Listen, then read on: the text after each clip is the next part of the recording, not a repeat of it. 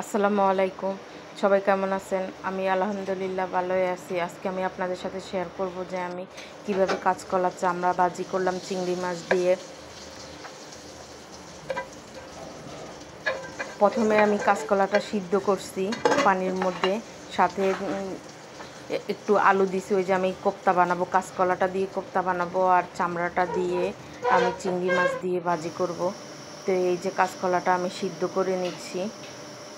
সিদ্ধ করে নেওয়ার পরে তারপরে আমি এটাকে পানি শুকিয়ে ফেলবো, ঢাকনা দিয়ে ডেকে দিব। ডেকে দিয়ে একদম পানি শুকায় ফেলবো। তো আমি পানি শুকানো অবধি অপেক্ষা করছি। এই যে পানি শুকিয়ে গেছে।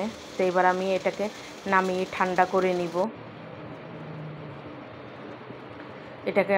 ঠান্ডা করে নিব। এবার আমি সবগুলি কাঁচকলা ছুলে নিচ্ছি। ছুলে একটি গ্রাইন্ডারের মধ্যে দিয়ে দিচ্ছি, ব্লেন্ডার মেশিনে। তো ওইটাকে আমি ব্লেন্ড করে নিব। সবগুলি আমি ব্লেন্ড করে নিব, পাটায় বাটবো না। এই যে ব্লেন্ড করা হয়ে গেছে।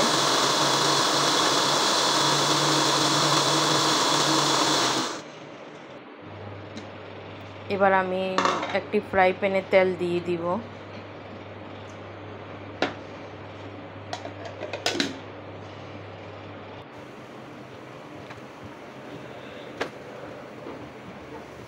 একটি ফ্রাই প্যানে আমি তেল দিয়ে দিছি। এবার আমি পেঁয়াজ কুচি দিছি। পেঁয়াজ কুচি দিয়ে 2-3টা এলাচ আর দারচিনি আর দিয়ে দিছি।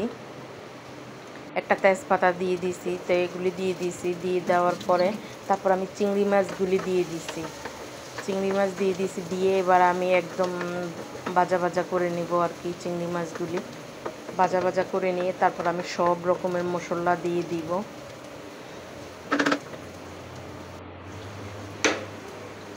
এই যে চিংড়ি মাছগুলি তারপরে আমি কাঁচামরিচ দিয়ে দিছি। দিয়ে এবার আমি এই যে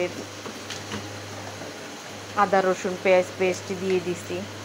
আদা রসুন পেঁয়াজ পেস্ট দিয়ে তারপর আমি এই যে হলুদের গুঁড়া দিছি। হলুদের গুঁড়া দিয়ে তারপর আমি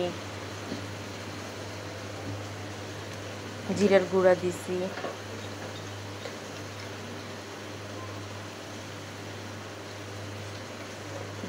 তারপর আমি মরিচের গুঁড়া দিছি।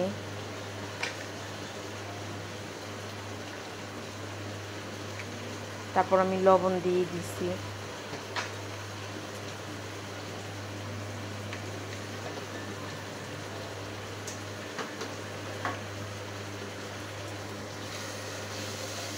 এবার আমি মশলাটাকে একটু নেড়ে চেড়ে আমি পানি দিয়ে দিব এটার মধ্যে। এই মশলার মধ্যে আমি পানি দিয়ে দিব। পানি দিয়ে মশলাটাকে একটু কষিয়ে নিব।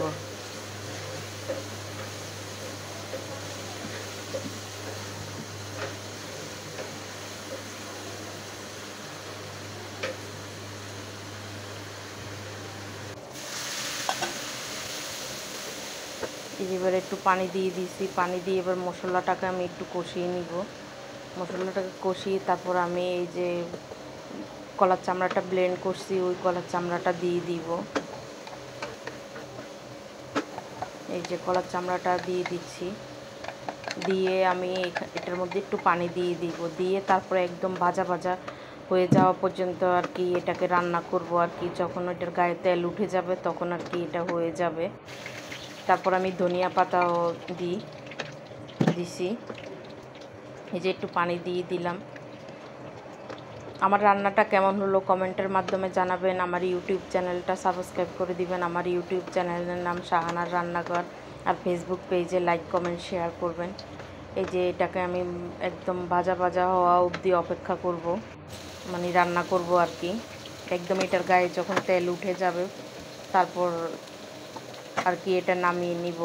আর ওই পাশে আমি ওই যে কলার কোপ্তা বানাইতেছি। কলাগুলিরে আমি কোপ্তা বানিয়ে ফেলছি আর কি। কলার কোপ্তা রান্না করলে তেমন কেউ খেতে চায় না, তাই কোপ্তা বানিয়ে ফেললাম। কলার কোপ্তা কিন্তু অনেক মজা। তো এই যে আমি এটাকে ভালো করে ভাজা করে নিচ্ছি। এই যে এটাতে আমি ধনিয়া পাতা দিয়ে দিব।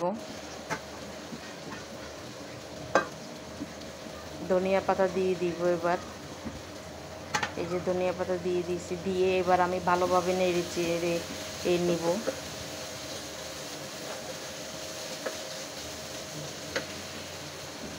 এই যে আমার কলার চামড়াটা কিন্তু প্রায় হয়েই গেছে।